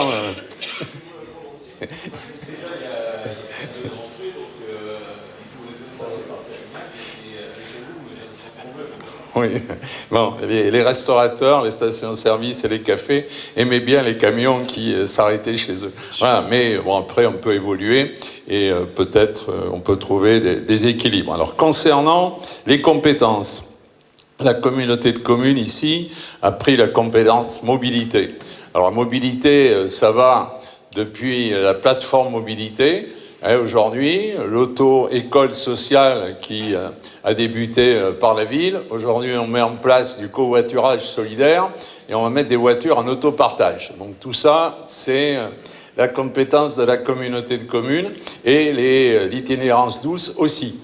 Donc tu l'as dit, on a Flo Vélo avec Francine Bourrat, puisque à l'aller jusqu'à Thiviers, on s'est battu pour qu'elle descende jusqu'au Lardin, avec une boucle par Terrasson qui avait commencé à travailler sur les véloroutes. Terrasson avait fait un certain nombre d'aménagements. Donc depuis Thiviers, on arrive jusqu'au Lardin et il y a une boucle qui passe par Terrasson et qui revient au Lardin. Donc un certain aménagement ont été faits et maintenant elle va jusqu'à Sarlat. Et c'est très très important, puisque une autre compétence des communautés de communes, c'est le tourisme. Et les professionnels du tourisme nous disent qu'il y a un nombre important de touristes à vélo tout l'été qui passent chez eux, c'est important. Et chaque touriste laisse 70 € par jour à vélo à l'économie locale. Donc c'est important. Alors maintenant, avec nos amis de la Vallée de l'Homme qui sont assez avancés, bien plus que nous, sur ce dossier, il faut qu'on arrive à se mettre d'accord où c'est que vous arrivez et où c'est que nous, on veut aller. Voilà, puisque la Vézère à vélo partira de la Vallée de l'Homme pour aller jusqu'à Brive. Donc on est un peu en négociation. Nous, on veut les faire passer par l'Escalérou, Condat, l'Escalérou. Alors ça grimpe beaucoup. C'est vrai, même avec des vélos électriques. Je suis allé voir. Mais il y a un point de vue assez exceptionnel. Et il y a d'autres passages où, depuis Vallée de l'Homme, on irait jusqu'à Colly. Et après, on rejoint la Flo Vélo qui monte jusqu'à Sarlat et on peut redescendre. Et après, il y a toute la Vézère à vélo. Donc cette année, et c'est avec des financements européens d'ailleurs, sur du leader, on a fait un certain nombre de kilomètres entre le Lardin, on passe derrière Haute-Jante et on rejoint Colly. Et on va continuer. On a voté au dernier budget avec Condat, le Lardin qu'on va rejoindre. Et après, on va essayer de continuer sur Brive. Donc, il y a une volonté. Alors, le département, on pleure toujours assez que tu nous donnes pas assez. Mais même quand j'ai dit tout à l'heure que c'est important sur l'économie. Donc, les contrats de projets communaux, on peut rentrer les dossiers des voies vertes et des voies vélos dans les contrats de projets communaux, mais ils ne sont pas extensibles. Et après, il y a 15% de plus qui sont ajoutés par le département pour ces projets. Donc l'intérêt là aussi de travailler ensemble. Et au-delà de nous deux et nos relations, tu as des techniciens, donc Catherine Jamet, qui est très présente et qui nous aide beaucoup, avec Stéphane Blochot, qui est un des responsables de la Flo Vélo. Et c'est vrai que c'est eux, la Charente, qui ont eu l'idée de venir jusqu'à nous. Et c'est très important pour la politique touristique du coin. Voilà. Très bien. Voilà, vous avez les réponses. Alors, vous n'êtes pas beaucoup plus avancé parce que vous me demandez quand. Mais la réponse c'est, si j'ai bien compris, moi je suis ce dossier d'un peu loin. Mais j'ai des attaches familiales montignacoises, n'est-ce pas, qui m'en parlent. Et donc, il faut en effet qu'il y ait un accord sur le tracé qui ira de Montignac ou d'Aubas au Lardin. Mais la route de l'Escalérou, je suis allé la faire un jour, mais j'avais oublié mon vélo, et heureusement, parce que c'est plus facile en voiture qu'à vélo. Y a-t-il une autre question, mesdames, messieurs? Oui, je vous en prie. Oui, bonjour. Je voudrais rebondir sur ce que vous avez dit tout à l'heure à propos de l'attractivité du territoire et puis sur la qualité environnementale. Donc effectivement, on s'aperçoit que notre département est très attractif et ce qui fait qu'il soit attractif, c'est la qualité des paysages, la qualité de l'eau, les communes, enfin les villages et le côté historique. Et effectivement, donc quand on se promène dans les paysages, donc moi personnellement, je me balade beaucoup en vélo ou à pied et je vois de plus en plus les forêts qui sont absolument dévastées par toutes ces coupes que l'on peut voir et de plus en plus. Alors, quand j'ai vu ça, je me suis dit, pourquoi en est-on arrivé là? Est-ce qu'il y a vraiment une raison valable? Alors effectivement, j'ai fait des recherches et on s'aperçoit que ça découle de la loi climat qui, permet d'adapter les forêts au réchauffement climatique. Sauf que, effectivement, on s'aperçoit qu'il y a un cahier des charges. Je vais essayer d'être relativement court. Donc, qui prévoit 3 types d'opérations, soit la coupe rase, soit la coupe avec des zones où on a introduit des essences d'arbres pour leur permettre de se développer, et puis des coupes, le troisième volet qui est la coupe un peu à l'ancienne, où on fait des marquages dans les bois, et voilà. Donc, et on s'aperçoit que ce que l'on voit, c'est que des coupes rases. Donc, et quand on regarde le bilan carbone, donc, il n'est pas très bon, hein, parce que les coupes rases, elles sont faites à partir d'un certain pourcentage de bois dépérissant. Mais ce qui veut dire que même les bois qui sont sains, on vient les éliminer pour remplacer par des plantations. Et donc, si on prend, je prendrai juste un exemple sur un bois. Par exemple, on prend un chêne qui fait 40-60 cm de diamètre. On voit, il puise le carbone, il capte le carbone par toutes les cernes que l'on voit périphériques. Et si on compare par rapport à un plant qu'on vient de replanter, il fait 10 mm. Donc on s'aperçoit que le captage de carbone, il est vraiment déficitaire par les plantations. Donc en gros, ce que ça veut dire que la captation carbone, elle est vraiment très défavorable dans les premières années de cette plantation.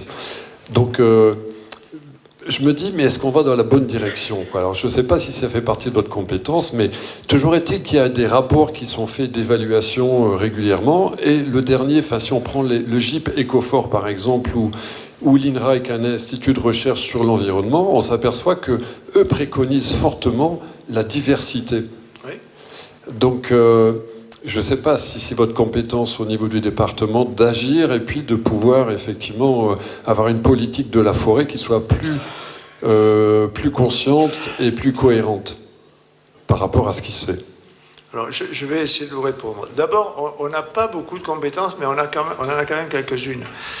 Il faut que je vous dise une chose d'abord, c'est que d'abord la Dordogne est couverte à 45%. Et la forêt gagne du terrain chaque année.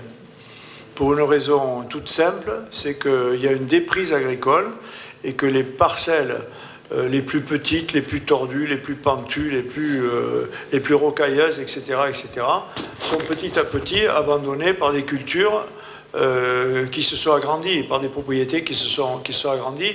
Et cette tendance, elle est très nette, ce qui fait qu'aujourd'hui, la surface de la forêt en Dordogne, elle continue, elle gagne du terrain. La deuxième chose que je veux vous dire qui est marquant, c'est que 97% de la forêt de Dordogne est privée. Elle est privée. Nous, on gère la forêt domaniale de campagne, on gère des forêts autour de nos bases nautiques et nos bases de loisirs, à la Gemaille, à Roufiac, et à Saint-Estèphe. À Gurson, il n'y a quasiment rien. Mais il y a très peu de forêts publiques en Dordogne. Et il y a une forêt domaniale qui touche Périgueux, c'est la forêt de l'Anne-Marie, où il y a un établissement de santé qui est...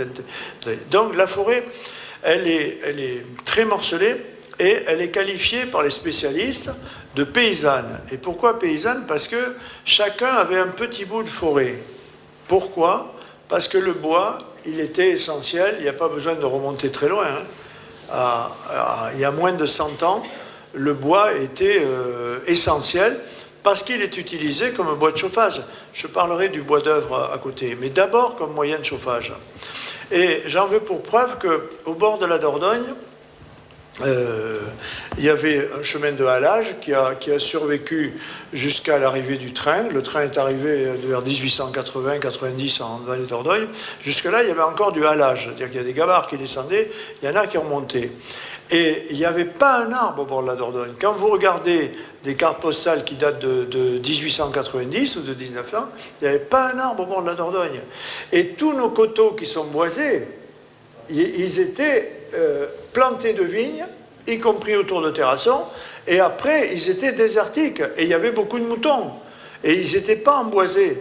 Et aujourd'hui, tout ça, la forêt a gagné, et aujourd'hui, elle n'a pas le même relief. Et elle était paysanne parce que chacun avait un bout de forêt et l'utilisait, et la coupait, si vous voulez, au fur et à mesure, pour ses propres moyens. Aujourd'hui, elle est tellement morcelée qu'on a, je crois qu'on est 413 000 habitants et on a, Jean-Philippe aide-moi, mais je pense qu'on a 200 000 propriétaires. Combien? On a 100 000 propriétaires. C'est absolument phénoménal. C'est-à-dire que vous prenez 4 personnes dans cette salle et il y en a un qui est propriétaire de bois. C'est la Dordogne. Et ça a empêché une gestion de la forêt telle qu'on a pu le voir dans les Landes, où la forêt est totalement artificielle, puisqu'elle a été plantée. Les pins des Landes, ils n'y étaient pas il y a 200 ans, il y a même 150 ans. Il y a des grandes forêts, les forêts de l'Allier, les forêts de Troncé, les forêts de la Loire, etc. Ces magnifiques chênes qu'il y a, et qui servaient pour la marine du temps de Colbert, ils ont été plantés. C'était pas des choses qui sont nées naturellement. Nous, on a énormément de forêts naturelles en Dordogne. Mais qui dit naturelle dit avec ses défauts. Avec ses défauts. Et elle est utilisée aujourd'hui essentiellement pour le bois. Pour le bois d'œuvre, on a pas mal utilisé le châtaignier dans le sud, vers Villefranche-du-Périgord, dont je parlais. Il y a encore des gens qui font du parquet, il y a encore des gens qui font du lambris en châtaignier. On a vu une usine Imberti qui a... ce bois, petit à petit, est passé de mode, il faut dire ça aussi. Et dans le nord, dans ce qui touche le Limousin, on a une partie de Douglas. Et le Douglas, c'est un bois qui est utilisé, c'est un arbre que l'on trouve en Corrèze. Toutes les forêts de Corrèze, c'est du Douglas. Et ça, c'est un bois très utilisé pour la charpente. Nous, si vous voulez, on n'a jamais vraiment valorisé la forêt. Et quand la forêt n'est pas valorisée, qu'est-ce qui se passe ? On a tendance, pour le bois, à la couper. Et on la coupe, on fait une coupe rase, c'est-à-dire qu'on ne laisse rien, ce qui est une erreur fondamentale. Et on a fait une journée des assises de la forêt il y a 1 an, où on a mis face à face d'abord les entrepreneurs. Il y a 3000 emplois sur le bois en Dordogne. Les entrepreneurs qui ont des scieries, qui font du bois d'œuvre, du bois de charpente, etc. Et on a mis en face des associations environnementales qui ne voulaient pas qu'on touche à un arbre. Et on a réussi à passer la journée ensemble, et on en a tiré des conclusions. En tout cas, pour le département, moi, je suis opposé aux coupes rases. Je trouve que c'est une erreur.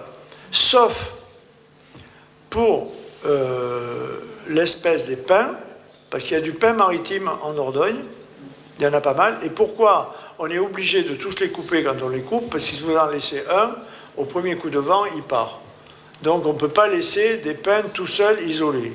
Sauf s'il y a des chênes, et sauf si la forêt, elle est diverse, et à ce moment-là, on peut garder les chênes. Couper les pins, enlever les chênes. Et il y a un autre domaine aussi, c'est la question du dépérissement, essentiellement de la forêt de châtaignier. Et là, il y a plusieurs... il y a un parasite qui s'appelle le cynips, et puis il y a aussi le réchauffement climatique. Et on s'est aperçu que les forêts de châtaignier, je vous parle du sud, où il y a pas mal de châtaigniers, il y en a aussi dans le Périgord central, et on s'est aperçu qu'elles mouraient sur le dôme des collines. On a dit, mais pourquoi? À cause du réchauffement climatique et de la sécheresse. Parce qu'au sommet d'une colline, c'est plus sec que dans le fond d'une vallée. Donc aujourd'hui, les reboisements qui sont recommandés, ce sont des reboisements variés. Vous l'avez dit tout à l'heure. Mais ce n'est pas toujours le cas, parce que les propriétaires, ils sont chez eux. Ils sont chez eux. Et à partir du moment où ils correspondent aux cahiers des charges qui sont dictés par la loi, et il y a une loi sur la forêt, j'ai été moi-même le rapporteur d'une loi sur l'agriculture, mais c'était l'agriculture et la forêt, et bien à partir du moment où ils correspondent où ils respectent le cahier des charges, si vous voulez, ils font ce qu'ils veulent. Il y a autre chose aussi qui a été encouragée par le département, ce sont des opérations spéciales qui s'appellent les AF à feu, ça s'appelle. En vérité, c'est quasiment des opérations de remembrement, mais pour ce qui concerne les bois. Parce qu'on a essayé, en ce moment, on a un dossier sur Brantôme. On a un dossier du côté de Chanterac, chez notre ami Magne. On a essayé d'inciter les propriétaires à échanger leur bois et à se regrouper. Parce que vous avez, sur les 100 000 propriétaires en Dordogne, je pense qu'il y en a 30% qui ne savent pas où sont leurs bois. et qu'ils ne font rien à la forêt. Et un arbre, vous le savez, ça naît, ça vit et ça meurt. Et ça, le cycle, il est comme ça. Donc aujourd'hui, moi, ce que je peux vous dire en tant que président du département, je n'encourage pas les coupes rases, au contraire. On dit aux professionnels, arrangez-vous pour ne pas faire des coupes rases et garder, notamment pour le chêne, garder des chênes parce que ce sont des reproducteurs. Et après une coupe, vous savez ce qui apparaît le plus vite, ce sont les ronces. Et elles sont très importantes, les ronces. Parce que les ronces, ce sont elles qui empêcheront les chevreuils et les cervidés de venir manger les plants. Et si on a laissé... il y a un exemple frappant entre l'A12 et le Bugue. Il y a un endroit très reconnaissable, il y a 2 lions au bord de la route, c'est 2 lions en pierre. C'était chez notre copain et collègue et ami Jean-Pierre Saint-Amand. Mais quand vous allez vers le Bugue, juste après les lions, à peu près 1 kilomètre après, de part et d'autre, vous avez, je ne sais pas moi, 5 ou 6 hectares qui ont été coupés, de part et d'autre. Eh bien ça, c'est les eaux et forêts que l'on fait, c'est une forêt domaniale. Et si vous regardez bien, ils ont laissé des grands chênes qui vont servir au repeuplement, et ensuite ils ont planté. Mais regardez-le, hein, moi je m'y suis arrêté 2 ou 3 fois. Ils ont planté tout un tas de petits chênes, de variétés différentes, etc. Et après ils ont laissé pousser les ronces. Et les ronces, c'est ce qui va protéger les chênes et qui permettront à ces chênes de grandir. Mais en fin de compte, l'impact que l'on a, nous, le département, il est très faible sur la forêt, parce que je vous dis, elle est morcelée. La plupart tous ceux qui n'ont pas 4 hectares, d'ailleurs, d'un seul tenant, font à peu près ce qu'ils veulent. Ils ne sont pas obligés de mettre un plan de gestion. Et on a en fin de compte, très peu d'impact. Mais dans le même temps, on a vu apparaître des chauffages au bois que les gens redécouvrent, et avec une ressource qui est renouvelable, et puis ce n'est pas du pétrole. Bon, maintenant, on nous dit qu'il y a aussi des émanations qui ne sont pas excellentes. Mais ce n'est pas du pétrole, on peut se sortir du pétrole avec le bois. Et il y a quand même beaucoup d'habitants qui veulent des maisons en bois et qui redécouvrent le bois, parce que le bois dans une pièce, c'est magnifique. Et on voit bien que les usages du bois et l'intérêt pour la forêt, il est en train de réapparaître. Moi, je désespère pas que d'ici quelques années, la gestion qualitative des forêts progresse dans notre département. Est-ce qu'il y a d'autres questions, mesdames, messieurs? Pas d'autres? Oui, il y en a une ici. Ça serait une question, alors, on parle du tourisme, ouais, etc. Mais le problème, c'est que dans le même temps, les papeteries de Condat, pour ne parler que de celle-là, alors que dans le Nord, on est en train d'en fermer une autre, ailleurs c'est pareil, et là, les départements, je ne sais pas quel poids ils ont, pour regarder de plus près ces patrons qui viennent, c'est à la mode, qui viennent acheter, hein, ils font un peu comme les forêts justement, hein, et finalement ils viennent pour se servir et on s'en va, on remplit la valise et on s'en va. Mais ce qui est quand même plus dramatique, c'est qu'avec l'aide quand même de l'État et puis des collectivités, puisqu'il y a de l'argent qui a été donné, parce qu'ils pleurent ceux-là, hein, ils n'arrêtent pas. Hein, et c'est d'ailleurs plus les gens ont de l'argent et puis ils pleurent. Alors bon, et donc là pour ce qui est du Lardin Terrasson, puisque là le monsieur parlait des camions. Mais enfin, c'était quand même c'était agréable quand même de voir passer les camions. Je sais qu'au Lardin, pendant une certaine époque, il y avait des restaurants, le château, qui trouvaient comment anormal qu'on écorçait les arbres. Hein, ben oui, parce que ça faisait du bruit. Et ben maintenant, ils sont tranquilles parce qu'il n'y a plus rien. Alors, d'abord, je veux vous dire que moi, je ne veux pas opposer les activités de l'accueil et du tourisme aux autres activités. Parce que si on fait ça, on sera mort.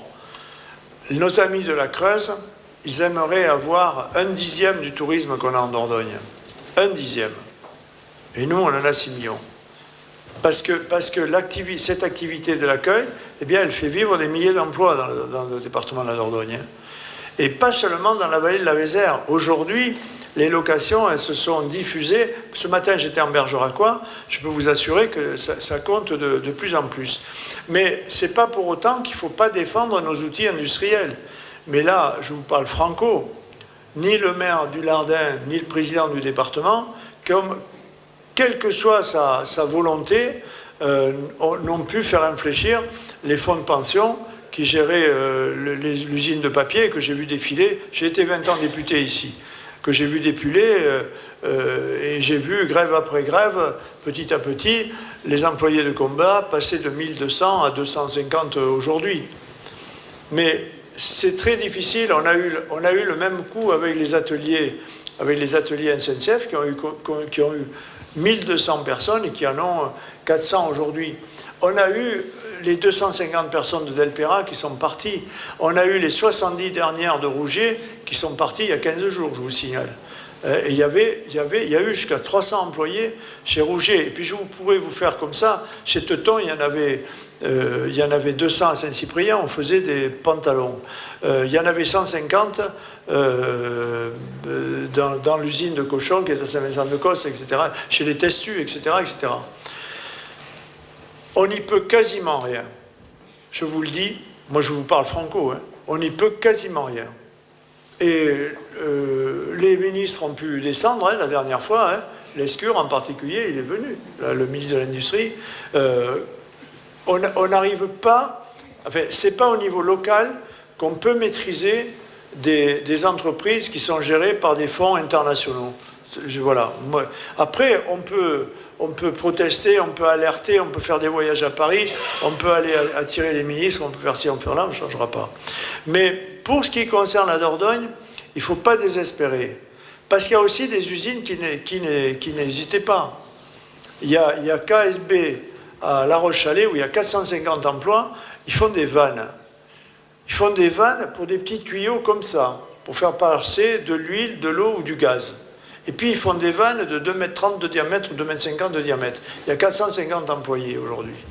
Vous avez une entreprise qui fait des composants électroniques à Saint-Albert qui est passée de 100 à 200 employés. On a 2 entreprises de paramédicales à Sarlat, l'ancienne usine Porgès qui fait des sondes médicales et Suturès qui fait des aiguilles chirurgicales qui se sont complètement maintenues et qui sont à la pointe du progrès. Mais on a aussi, si vous voulez, quand vous avez des grosses usines, vous risquez la catastrophe industrielle. Aujourd'hui, il n'y aura pas de catastrophe de cette ampleur en Dordogne parce qu'il n'y a plus d'entreprises de cette ampleur. Il n'y en avait pas beaucoup de cette ampleur. Hein. Il y avait Conda, les ateliers SNCF, c'est tout. Hein. Il n'y en a pas eu d'autres. Mais on a un tissu industriel, il y a un tissu industriel qui s'est installé dans le département et qui y vit bien, la preuve. Je vous parlais d'Hermès, et là, je peux vous dire que le président Biulac, c'est un de nos prédécesseurs, y avait fait pour qu'Hermès vienne s'installer. Il y a 450 employés dans le luxe à Nontron. Qu'est-ce qu'ils font à Nontron? On se le demande, mais n'empêche qu'ils y sont et qu'ils y restent aujourd'hui. Et on a aujourd'hui dans l'agroalimentaire des entreprises qui sont installées. En Terrassonnais, ça a été cité tout à l'heure, des entreprises qui se sont installées.